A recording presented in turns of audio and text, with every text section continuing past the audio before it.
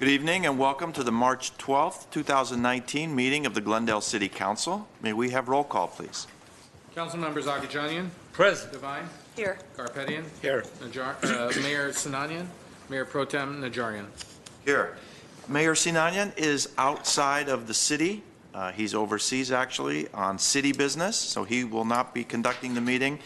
I am the Mayor Pro Tem for this month and will be conducting the meeting.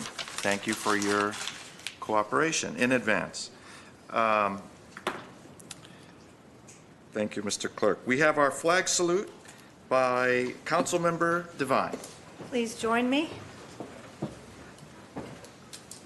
I pledge allegiance to the flag of the United States of America and to the republic for which it stands, one nation, under God, indivisible, with liberty and justice for all. Please remain standing for the invocation, which will be delivered this evening by Pastor Todd Leonard of Glendale City Church. Let us pray. Our God, on a day like this, after weeks of rain and cold, as we go about our business, as we interact with our neighbors, as we serve each other in our community, it seems especially good to be living in Glendale today. Because of that, we give you thanks, and for the wisdom and work that will be done as a result of this meeting tonight, we are grateful as well. We thank you for all good things. Amen. Thank you, Pastor. Mr. Clerk, may we have your report? The agenda for the March 12, 2019 regular meeting of the Glendale City Council was posted on Friday, March 8, 2019 on the bulletin board outside City Hall. Thank you. And the next item? Next item under presentation and appointments, 3A is agenda previews for the meetings of Tuesday, March 19, 2019. Thank you. Mr. Galanian. Mr. Mayor, Member of City Council, the regular Housing Authority and City Council meeting for March 19, 2019 have been canceled. The next regular meetings are scheduled for March 26, 2019. Thank you, Mr. Mayor Pro Tem. Thank you. Mr. Clerk, the next item?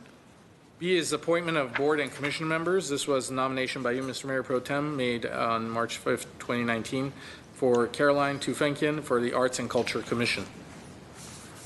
Thank you. I have been rather delinquent in the appointment of a new Arts and Culture Commissioner.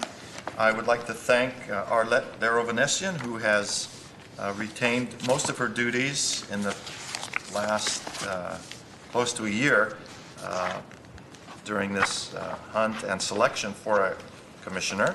I am happy to put the name of Caroline Tufenkian into consideration for this commission. She has a master's degree from CSUN. She is the curator of her own art gallery. She has experience with the Armenian Museum of America in Boston, very much involved in the community, highly recommended by those off the dais and on the dais as well. Thank you for your input, everyone, on Caroline Tufenkian. She'll be a great appointment. Can I nominate her as chair? Yes. Second. Yeah, you can make.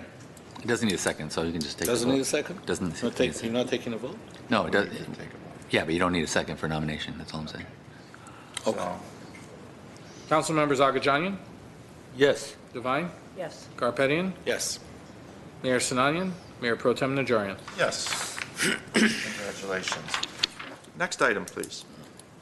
Next item is the consent items, including the minutes following a routine and may be acted upon by one motion. Any member of council or the audience requesting separate consideration may do so by making such request before the motion is proposed. Mayor Pro Tem, I'd like to pull item 4C. 4C will be pulled.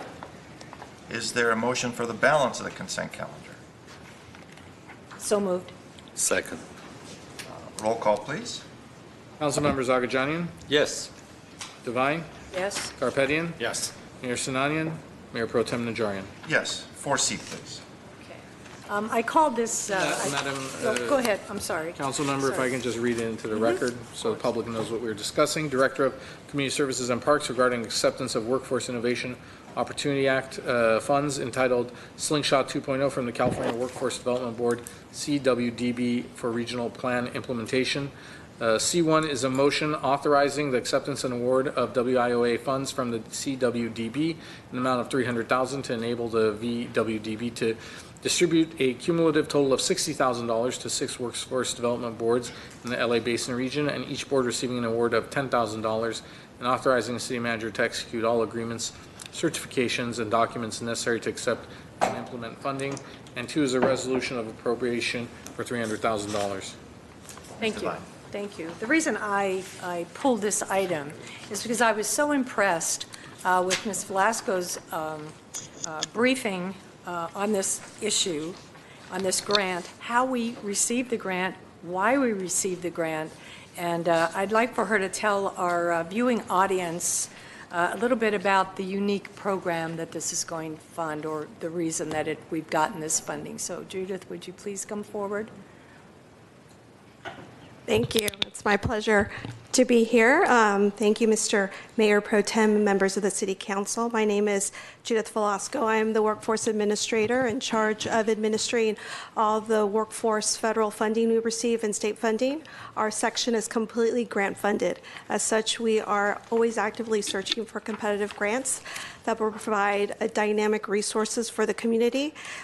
We actually submitted an application for the amount of $300,000 to the State of California Workforce Development Board.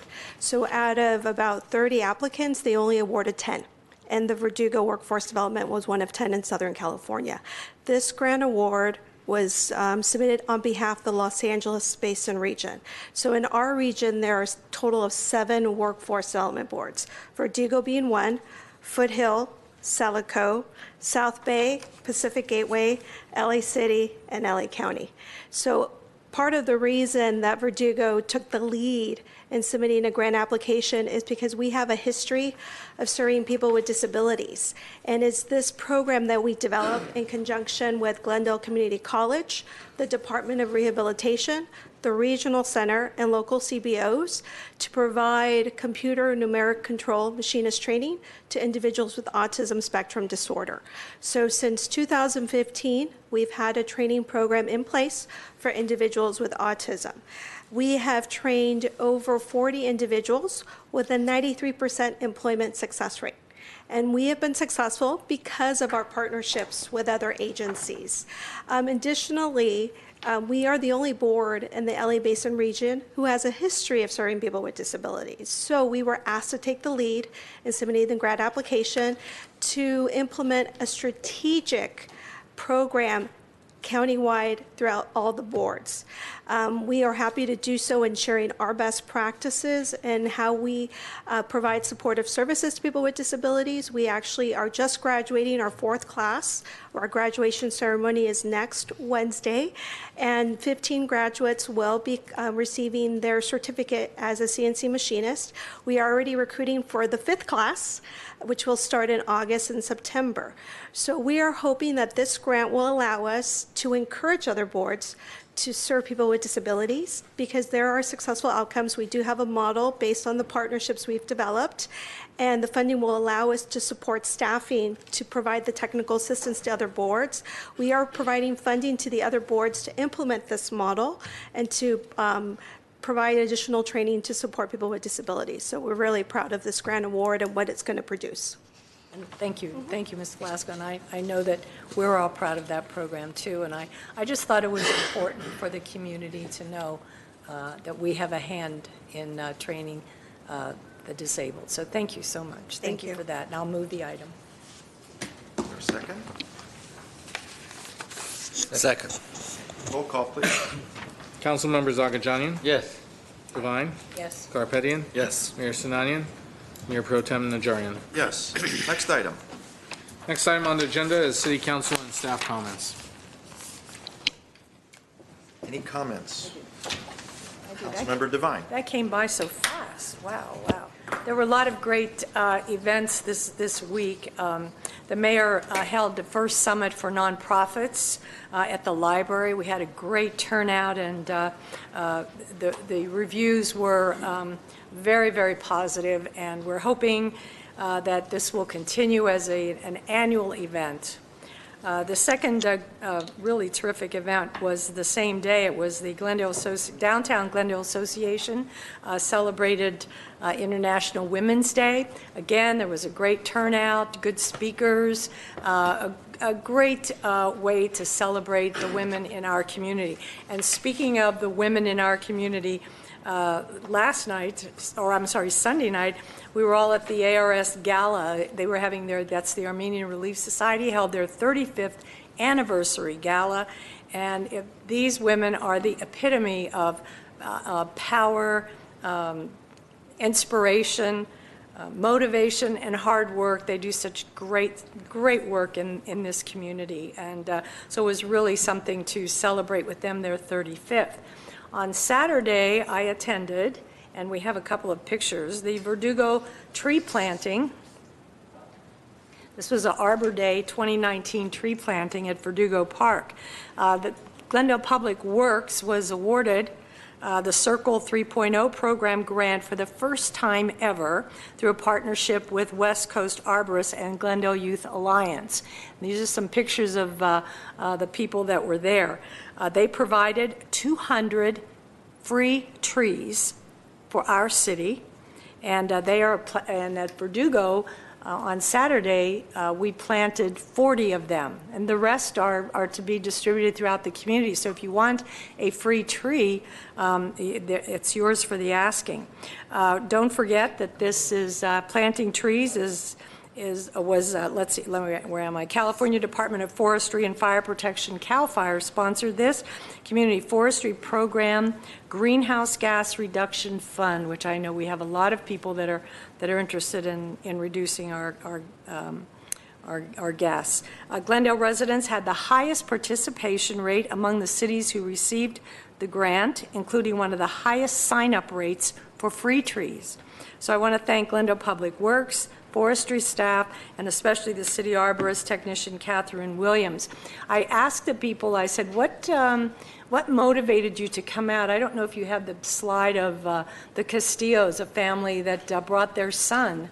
And they said they wanted to teach him about the community and about the environment and how we can save the earth if we plant trees. So it was really, there were Cub Scouts and Girl Scouts and all sorts of groups there planting trees, arborists. It was just a really fantastic. There's a Nathan right there in the Castillos, and they wanted to teach him a little bit about community service, and it was just a fabulous event. So I wanted to thank everybody that was connected with this procuring the grant and making sure that the trees get planted and delivered. Thank you. Thank you, Mr. Mayor Pro Tem. Any other comments? Councilor Garbetti? Just short comments. Mr. Microphone, council member. Thank you, Mr. City Clerk. It was a great week. I attended all of the events as well, but I have a question from the city manager. We had a survey done in South Glendale for the historical properties, and I believe we have identified about 300 to 400 properties that either they are eligible or they may be a contributor. Is there a way to notify these owners about the survey and let them know where the link is so they can go up and do some research and find out what the status is on their property as far as the survey goes? Mayor Pro Tem Najarian, members of the City Council, Councilmember Garapetian. This item was before you, I believe, sometime last year or late the year prior to that, and I'm looking at Philip Lanzafame, Community Development Director, as it relates to the South Glendale Community Plan and the survey that was conducted. And at that time, the decision was not to inform all of the residents in terms of the possibility of them being on this list. But we can most definitely look at that. And if council is desirous, we can bring that item back to you and get direction from the council and notify those property owners. I think you are correct, it's probably around 400, Councilmember believe it's Garpetian, around if I'm not mistaken. And Phil's Do you saying need a yes. second in my? Yes, please. And we can bring something back. I think it would be something we can bring back fairly quickly. It's nothing urgent, but I Right. think it's the right thing to do to let people know what's going on with their properties. I'll second that. Thank you. Okay. Thank you. That's it, Mr. Mayor Pro Tem Najarian. Thank Mr. you. Agajanian, any comments? No.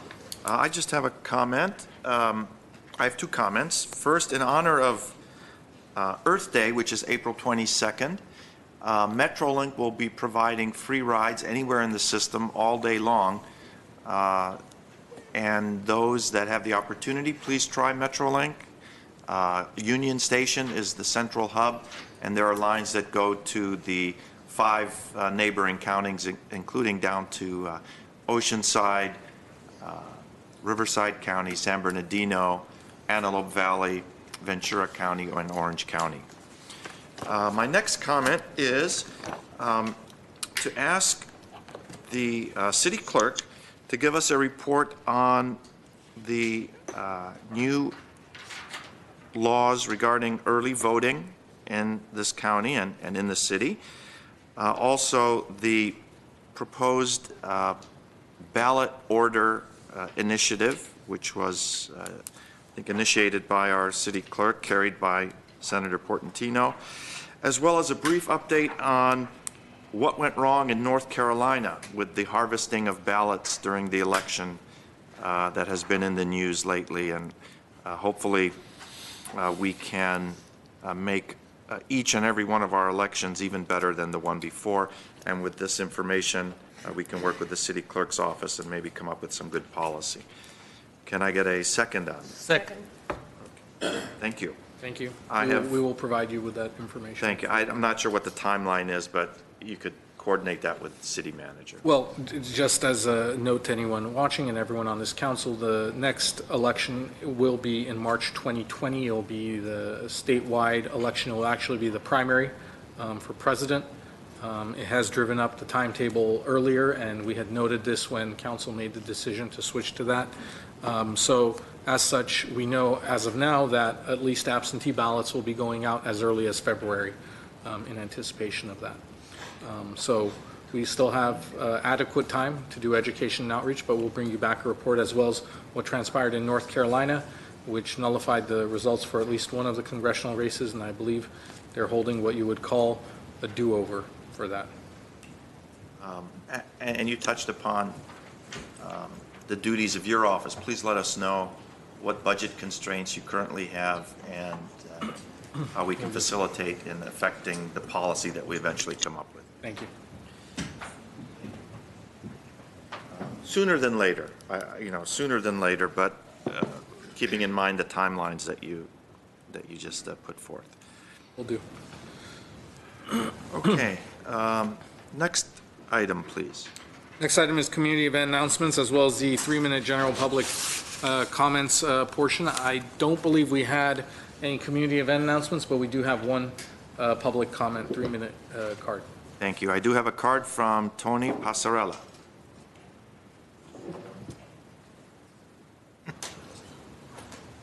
Good evening, Mayor Pro Tem, council members, staff, viewing public. Tony Passarella, 32-year resident of the city of Glendale. I guess you realize by now that I'm not going to give up on this issue. And you'll never guess in a million years what I just saw coming over here 30 minutes ago on Wilson from Pacific. A young man appeared to be 20-something on a Bird electric scooter on the sidewalk, weaving around a car pulling out of the driveway, avoiding a pedestrian on the sidewalk, and going into the mixed-use apartment building there, and probably sitting on that scooter till the morning. So putting 1,000 of these on the street is going to be like really, really crazy. So this is, I think this is episode 7 or 8, I lose track. But this is Dockless Scooters, Did You Know? So let's play this. Did you know, virtually useless on a hill. The brakes are not made to stop going much faster than 15 miles an hour. And on the hill, they're going to be going a lot faster than 15. You may as well have an ambulance at the bottom of the hill because it's going to crash. Did you know the CDC was called in by the Austin City Council to do a study on why so many people are getting injured on the scooters after a man died as a result of injuries suffered while riding one of these scooters earlier this year? Did you know that 70% of all injuries suffered while riding the scooters are broken bones and severe head trauma? Did you know that the use agreement, which absolutely nobody reads, states that you use the scooters at your own risk as is? Did you know that the city of Los Angeles, Mr. Garcia, Attorney Garcia, in February of this year paid out $6.1 million to a man on a motorcycle that hit a pothole. Also paid out $6.5 million to a bicyclist who hit a pothole in Sherman Oaks in 2017. You're 7 times more likely to face plant on an electric scooter than you are a bicycle or a motorcycle. In total, the city of Los Angeles last year paid out a total of $19 million as a result of people on bicycles on the roadways and on the streets hitting potholes. Did you know that Lime recalled 2,000 scooters in November because of reports of they're going up in flames? Well, I'm going to run out of time really fast here. Did you know that the Bird, Lime, and Razor in the city of San Diego are named in a class action lawsuit violating the Americans for Disabilities Act by neglecting to keep city sidewalks clear of dockless scooters for people who are visually impaired and who use wheelchairs and walkers? Thanks for the extra time. Santa Monica Injury Law Firm, if you want to see the malfunctions, the lawsuits, and everything else. Thank you, Mr. Passer. Thank you for the extra time, Mayor Pro Tem. I don't have any more cards. This portion of public comment is closed. Let's move on to the next item. Under action items at 8A is Director of Community Services and Parks regarding lease agreement between the city and All for Health, Health for All, Inc. for Cedar House located at 141 South Cedar Street. 8A1 is an ordinance for introduction approving 3-year lease agreement with an option by the city to renew for 1 additional year between the city and All for Health, Health for All, Inc. for use of Cedar House at Glendale Heritage Garden, and authorizing the city manager to sign the lease. Mr. Agajanian. Mr. Mayor Pro Tem and City Council members, at this time I would like to recuse myself from this matter, as the party to the agreement is a source of income to me. The party purchases services with my company that may be construed as a source of income to me. Therefore, I will recuse myself on this item. Thank you. Ms. Beers. Mr. Mayor Pro Tem Najarian, members of the council, will go directly to Community Services and Parks Director Onik Bulanikian. Yes, thank you. Mayor Pro Tem Najarian, members of the council. All for Health, Health for All Community Clinic has been using the Cedar House since February of 2014. They provide mental health services to low-income and underinsured residents in Glendale. The lease has expired. It expired January of 2019. All for Health staff asked to meet with CSP staff to renew the lease for 3 years with an option for an additional 1 year, so totaling 4 years. They would like to continue to provide those services. They operate the GIFT program, Glendale Individual and Family Treatment Program, which is open to youth and families. They provide mental health case management for substance abuse, ADHD, and so on, and work with at-risk youth programs. And they also have a youth program that operates out of the facility Monday through Friday between 3 p.m. and 7 p.m. With that being said, staff is asking for an ordinance for a 4-year lease, a 3-year with an option of 1-year lease for All for Health, Health for All. They do pay a small fee, $500 a month, and that covers the cost of utilities and alarm services that the city pays for. Thank you, Mr. Bilanikian.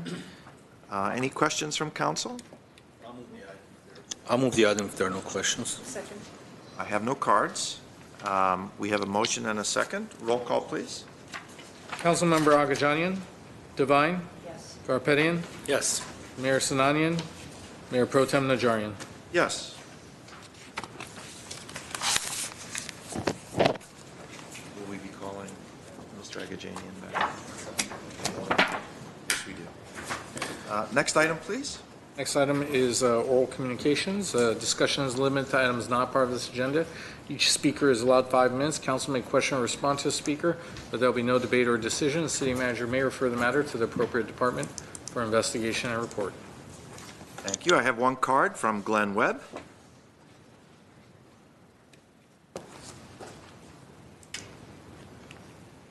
Did you want Mr. Agajanian to come back, or he's not in hiding, is he?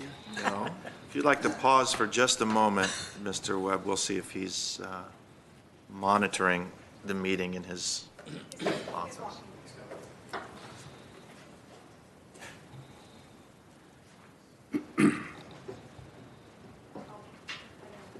That's Mr. Galanian. And Mr. Takhtalian. Is Councilmember Agajanian available?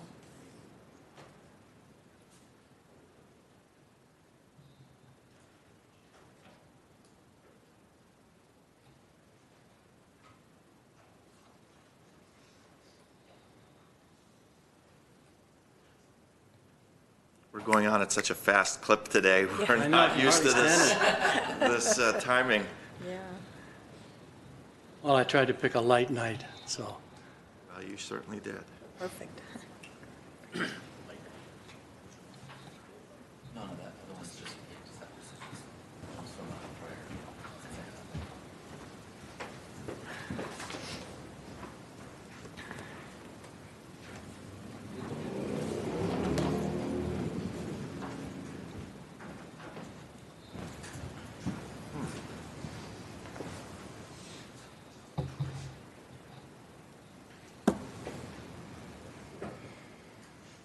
Here he comes. He's on his way, just a moment.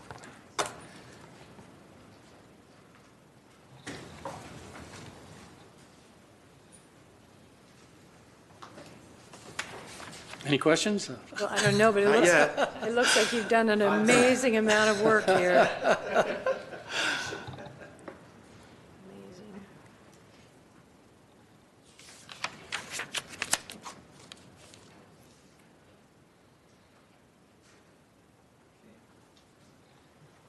Aha.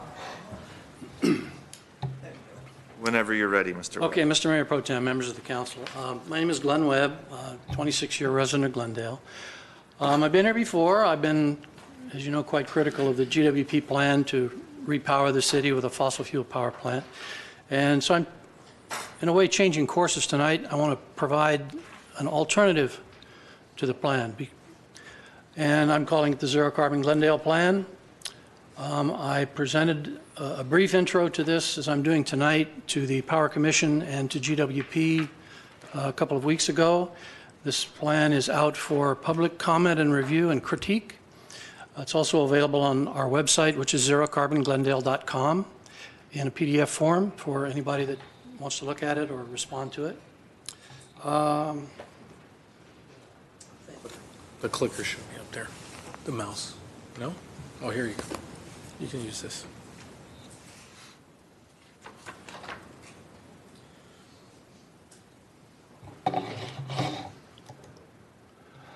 I've prepared this plan over the last several months. I want to give you just a very brief overview of it tonight. I don't expect a lot of questions until you've had a chance to go through the plan in detail over the next few weeks. We developed a set of 11 resources. The first 4 of those are the existing resources that we use every day: Pacific DC Intertie Line, Magnolia, the Southwest Intertie, and the Grayson rebuild with Unit 9. The new resources that I am proposing in this plan is a Grayson battery, not of 200 megawatt hours, but of 600 megawatt hours, which I have analyzed and determined to be the appropriate amount to serve the needs of this city in terms of peak power and reliability.